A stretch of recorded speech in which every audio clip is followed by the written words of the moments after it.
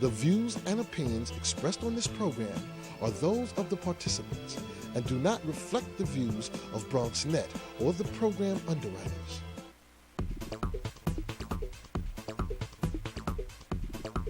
BronxNet. Your voice, your views, your vision.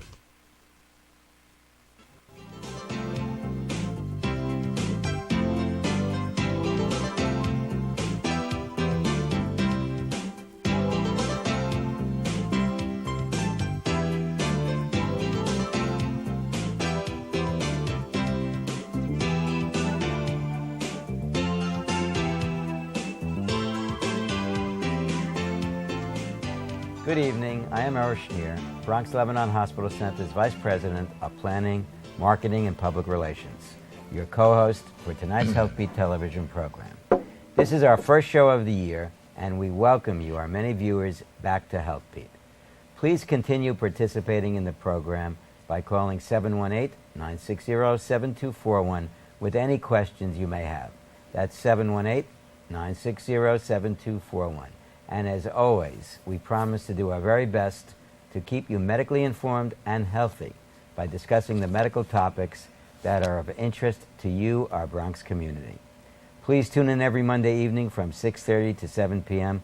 on Channel 67, and you can also find more information out about Bronx Lebanon and its many community services online at our website, bronxcare.org.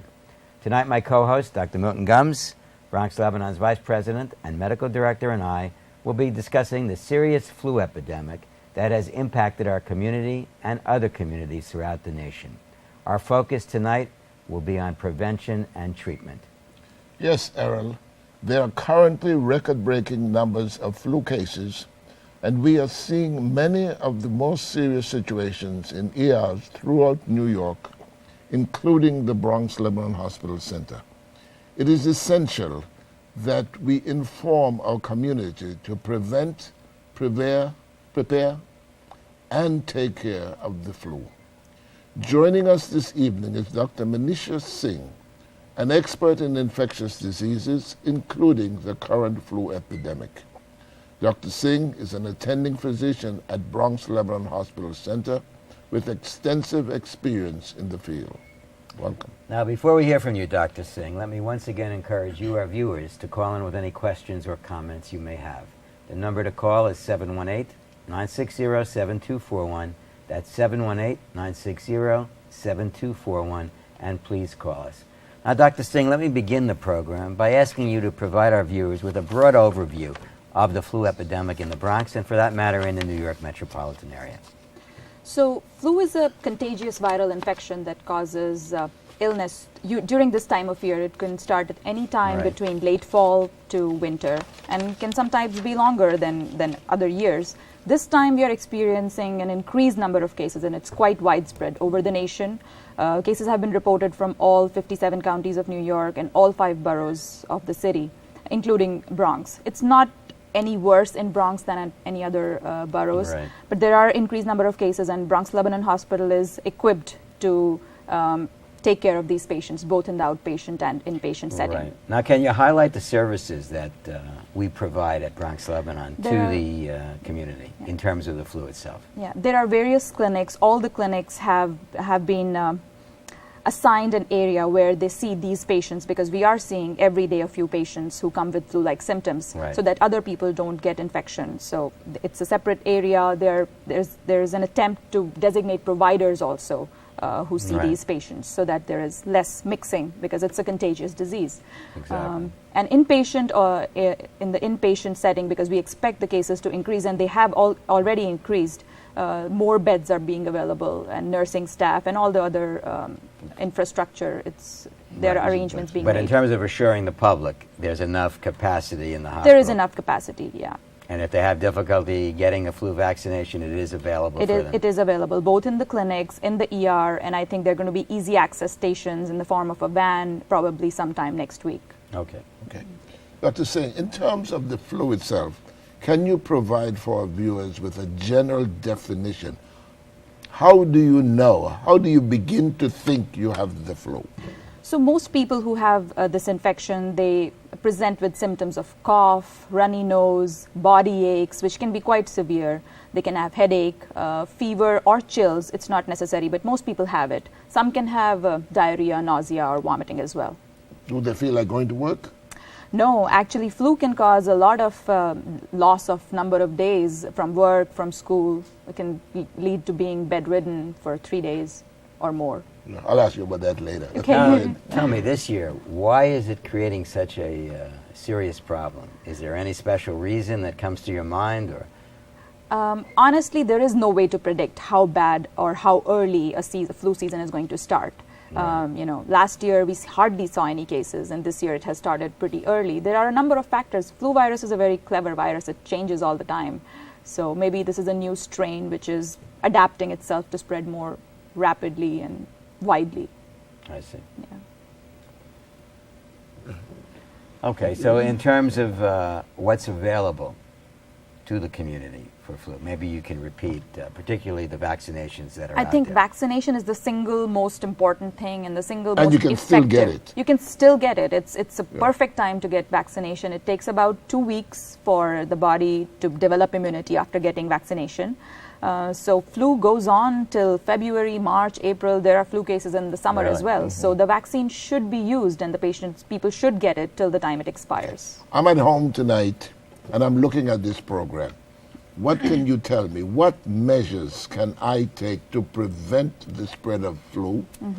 And why is it considered so dangerous? Why is it the disease?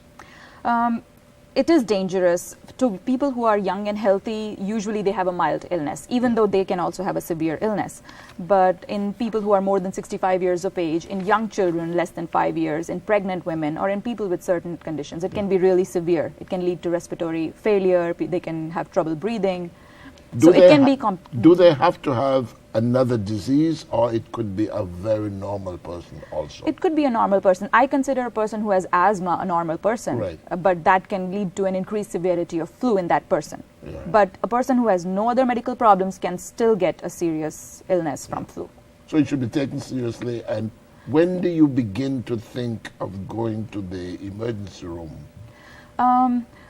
If there is any problem, like you're having a lot of nausea or vomiting, you're not able to eat, you're feeling really weak, you're feeling dizzy, or you are having so much cough that you're not able to breathe, or I think breathing difficulty is the single most important thing, or fever, really high fever, or if you're pregnant, or in case of small children. Expanding on Dr. Gums' question, how effective are these flu vaccinations in preventing the flu? So every year, the makers, the manufacturers of flu vaccines, they try to match up what are the expected strains with the strains that they put in their vaccine. So it's different every year. But this year, because the flu started early, we have data on the vaccine efficacy, and it's about 62% protective, which means it's moderate protectiveness. And that's good, because even in the people who get flu after getting the vaccine, it's a milder disease. Okay. Is it necessary to take flu shots every year? And for that matter, can individuals who have had the flu vaccine take another one?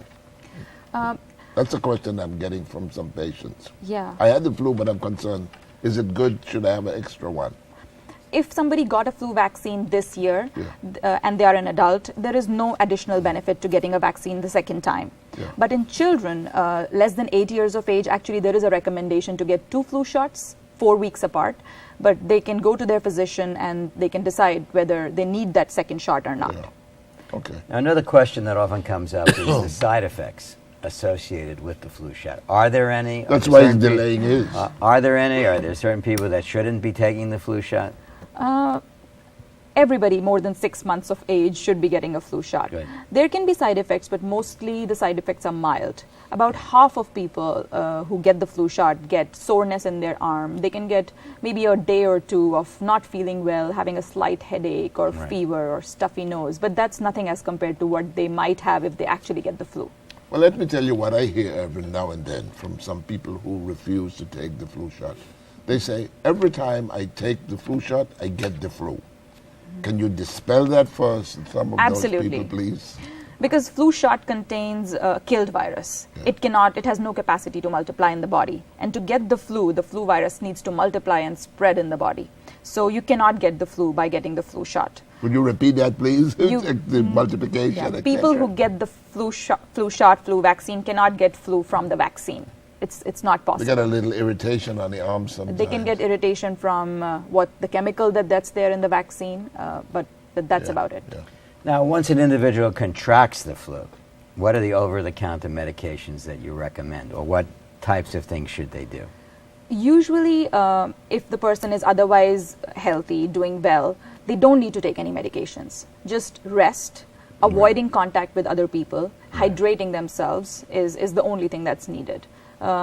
There are antiviral medications available, but they are not over the counter. You need a prescription. You need to go to a physician to get those medications, because everybody doesn't need antivirals. And you think the antivirals help?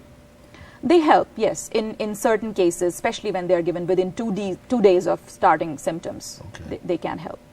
Okay, at this point, we're going to pause for a short break, and when we return, we will continue our discussion as well as take calls from you, our viewers. Once again, the number to call is 718-960-7241. That's 718-960-7241, and please call us. During this, our year of orthopedics, we recognize the extraordinary accomplishments of the orthopedic team. We also take pride in our new ambulatory care facility, which will include an entire floor dedicated to orthopedic services. We have established a world-class orthopedic program here at Bronx, Lebanon. Our dedicated surgeons and professional staff offer exceptional services for hip, knee, and shoulder replacements, spine, hand, and foot surgery, trauma care, and sports medicine. Crucial to orthopedic surgery in the operative process are the anesthesiologists. The orthopedic surgeons depend on the anesthesiologist to keep their patients safe during the surgery. But most importantly, they rely on us to keep their patients pain-free. And nurses at Bronx, Lebanon are taking on pivotal roles as key members of the OR team. Our highly trained staff provides essential assistance to the orthopedic surgeons, as well as specialized care and attention to patients prior to and following their operation. Surgery can be stressful for elderly patients or those with serious medical problems. These high-risk patients often require follow-up post-operative care in the ICU. Our critical care physicians, in collaboration with the orthopedic team, are addressing the serious medical problems and the complications that occur following surgery. In the Women's Health Center, screenings are performed to detect bone problems related to genetic factors and the aging process. Our GYN team cares for women with osteoporosis for its prevention and treatment. Many of Bronx, Lebanon's orthopedic patients first come through its emergency room. Our staff works closely with the orthopedic team to respond immediately to injuries resulting from falls, sports injuries, automobile and bicycle accidents, and other forms of trauma to the extremities and spine. And Bronx, Lebanon is also leading the way in internal medicine, ear, nose, and throat, surgery, neonatology, ophthalmology, family medicine, pediatrics, radiology, psychiatry, dentistry, pathology, and long-term care. Its Bronx Care Network is fulfilling the hospital's essential role as doctor to the community. Welcome back to HealthBeat. We come to you live on BronxNet every Monday evening from 6:30 to 7. Please call us at 718-960-7241 with any questions you may have, and we will certainly do our best to answer them. That's 718-960-7241. Now, before we continue our discussion, I understand we have a question from one of our viewers. Robert, I heard you have a very interesting question. Can we have it, please? Yes, for Dr. Gum. My question is, if, let's say, for example, I have a cat and sometimes he sneezes, can my cat possibly transmit that a flu to me or stuff like that? Is that at all feasible, or can I get them sick if I were to be sick? There is, as far as I know, there is no data to support that flu virus can be transmitted from animals to humans, because it's primarily a human virus. The viruses are also specific, the hosts are specific. So I'm not aware of any incidents from a person getting the flu from their animals or vice versa. Yeah. Okay, so I think you can kiss your cat. Thank you for the question. Right. A question we often ask our panelists, Dr. Singh, is to share with them your experiences and other doctors' experiences in terms of choosing the profession that they eventually wind up in. And you have chosen infectious disease. Perhaps you can briefly trace your route to where you are now. So I went to medical school in 1996 for 4.5 years in Delhi, in India. Yes. I did a year of internship in India after that. I actually did a residency in ophthalmology as well there. But I didn't feel, I felt very confined to eye, and that's where I, infectious disease and internal medicine was more of a field for me. So I did my residency in internal medicine in Maimonides. I'm board certified in internal medicine, and I did my infectious diseases fellowship at SUNY Downstate, and I'm board certified in infectious diseases as well. Good. Okay. Now that we determine your credentials, we'll ask you a question. How do you tell the difference between the flu, a simple cold, or a bad allergy? Between both flu, simple cold, and bad allergy, it's pretty easy because people with an allergy can get runny nose, stuffiness, they can get watery eyes, itching, but they don't really have fever, and they don't really have the body aches that's associated with an infection. But between the flu and a cold, sometimes it's not possible to distinguish. Flu, usually people have other symptoms like generalized body aches, which can be really bad, and the cold is confined to this area. Now, what are the populations that are most at risk for contracting the flu? Children, especially young children, less than 5 years, children who go to daycare, who go to schools, pregnant women, elderly people, especially more than 65 years of age, nursing home residents, people who take care of small children or elderly people, or people with medical conditions like asthma, chronic heart disease, diabetes, certain neurological conditions like cerebral palsy, they are at higher risk. Right. Now, another situation we often hear about, or sometimes hear about, are individuals that have the flu that still try to come into the workplace. What damage are they doing to their fellow workers, if any, and even to themselves? It is. Themselves, they might take longer to get out of that thing. They are definitely exposing others because anybody who comes within 3 feet, and the particles can travel up to 6 feet also, and it can also be transmitted through touching objects. So if you're touching a telephone and the other person touches it and touches their nose, so they're putting others at risk. They are not feeling better themselves. And the productivity, I'm sure, is not that good. Exactly. So probably they should stay home. In these economic times, it's also difficult for someone who's not going to get paid to stay home with a mild attack. So we have to talk about that. That's a balancing act, yeah. Expanding on Mr. Schneer's question, I have a 3-part question. How long does the flu last when you have it? How long should you stay home if you felt you had to stay home? And the additional, what about the other members of the family? I think you sort of touched on it already, but tell us again. What should you do? Wash your hands, etc. So usually a flu can last from anywhere between 4 days to more than a week, depending on how severe the infection was and how weak your own immunity system was. You can go back to work after you've stopped sneezing or coughing too much, and definitely after the fever is gone. And about preventing is sneeze in a tissue, wash your hands frequently, cough or sneeze in an elbow if the tissue is not available, and just stay away as far as you can in a home situation, which can be difficult. And moving from the home situation to the hospital situation, you had mentioned earlier about admissions to hospitals for flu. When is that necessary? As I touched upon briefly earlier, when somebody is having respiratory difficulty, they're not able to breathe effectively, the coughing or nausea or vomiting is so bad that the person is not able to maintain their nutrition, they're not able to eat or drink.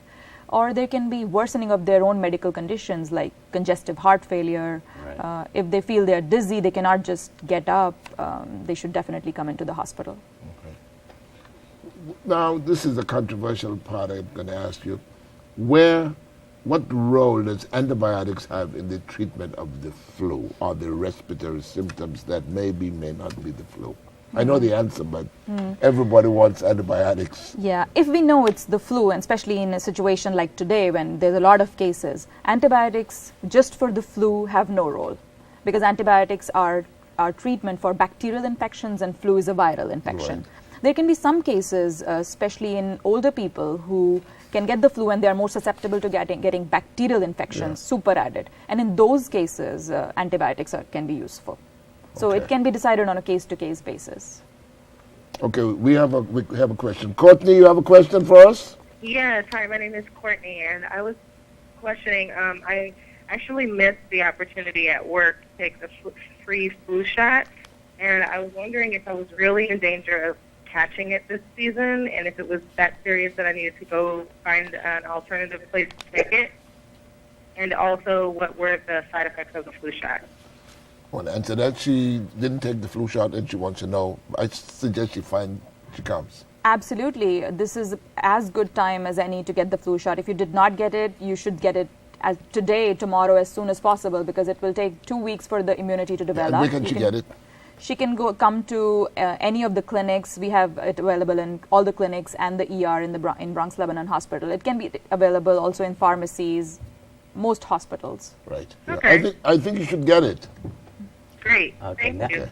On another question, now that we're in the winter season, what are your recommendations, not just for the flu, but in general for keeping healthy and staying healthy? I think any season, a diet rich in fresh fruits and vegetables, seasonal, eatables is always good. Exercise is always good, although it's a bit difficult to do that in the winter season. Protecting yourself from colds. There are other viruses which also circulate more in the winter season. So try to stay away from sick people and wash your hands frequently. Right. I think that would Now, be if one of your family members has the flu, what are the precautions that should be taken for the other members in the family? Should they wear masks, for example? Should they constantly wash their hands? Wash your hands as much as you can and try to stay away. I understand it's very difficult to do that in a family situation, and that's where getting the vaccine comes in. That if everybody is vaccinated, then it would be less of a chance for everybody to get sick.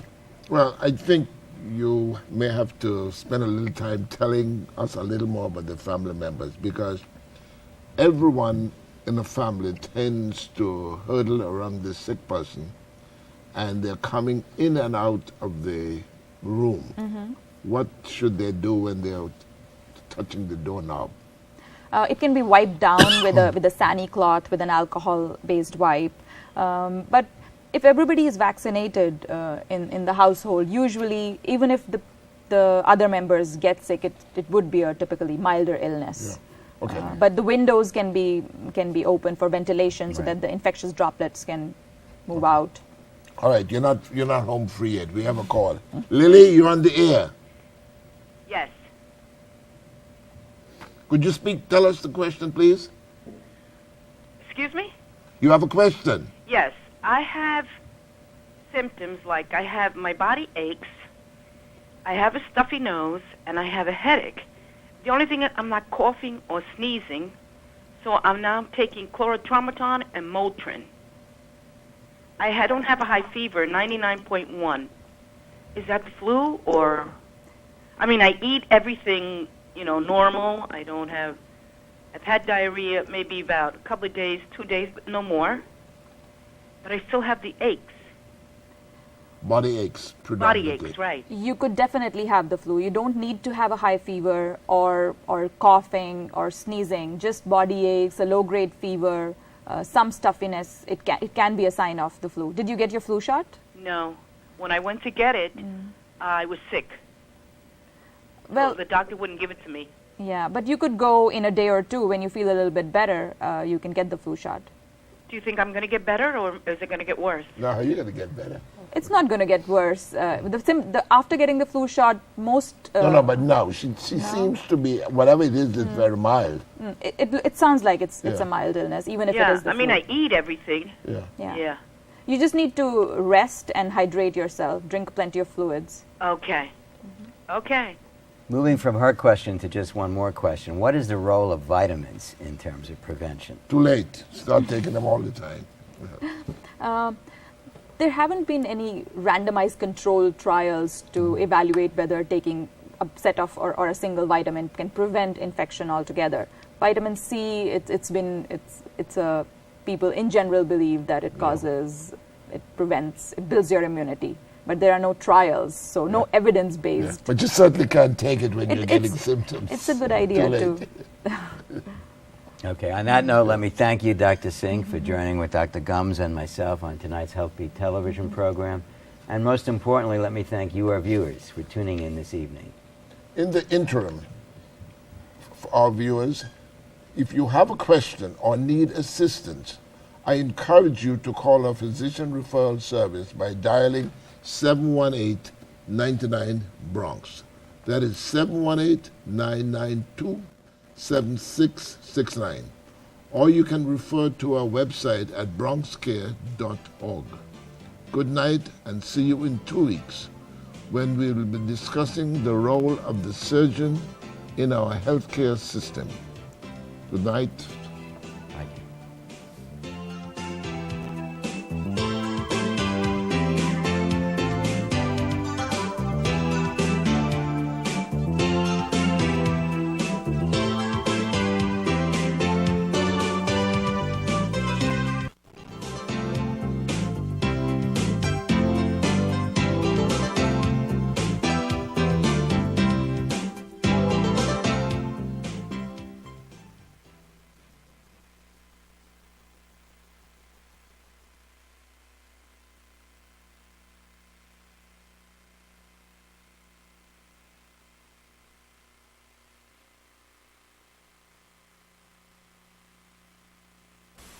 During this, our year of orthopedics, we recognize the extraordinary accomplishments of the orthopedic team.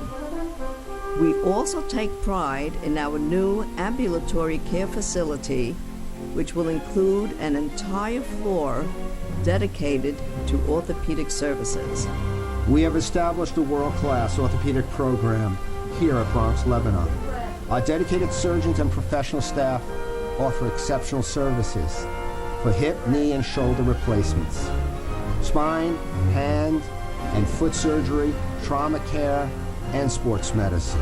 Crucial to orthopedic surgery in the operative process are the anesthesiologists.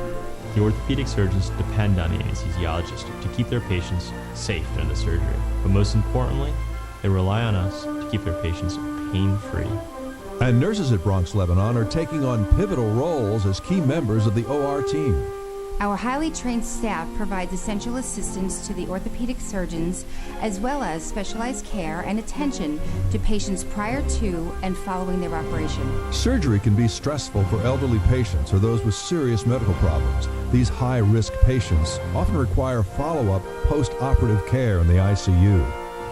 Our critical care physicians, in collaboration with the orthopedic team, are addressing the serious medical problems and the complications that occur following surgery. In the Women's Health Center, screenings are performed to detect bone problems related to genetic factors and the aging process. Our GYN team cares for women with osteoporosis for its prevention and treatment. Many of Bronx, Lebanon's orthopedic patients first come through its emergency room. Our staff works closely with the orthopedic team to respond immediately to injuries resulting from falls, sports injuries, automobile and bicycle accidents, and other forms of trauma to the extremities and spine. And Bronx, Lebanon is also leading the way in internal medicine, ear, nose, and throat, surgery, neonatology, ophthalmology, family medicine, pediatrics, radiology,